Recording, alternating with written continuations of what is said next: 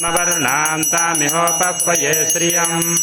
चन्द्राम् प्रभासाम् यशसा ज्वलन्तीम् श्रियम् लोके देवजुष्टामुदाराम्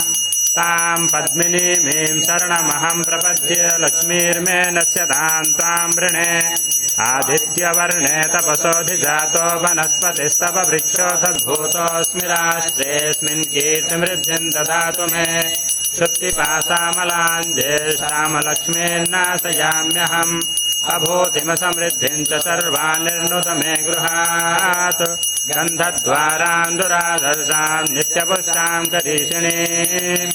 ईश्वरीगुम् सर्वभूतानाम् तामिहोपह्वये श्रियम् मनसः काममाकोतिम् वाचः सत्यमसीमहि वसूनाम् रूपमन्नस्य मयि श्रीश्रयताम् यशः कर्दमेन प्रजा भूता मयि सम्भव कर्दमा श्रियम् वासय मे कुले मातरम् पद्ममालिनी आपसृजन्तु स्निग्धानि चिक्लीतवस मे गृहे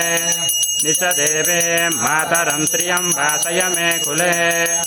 आर्द्राम्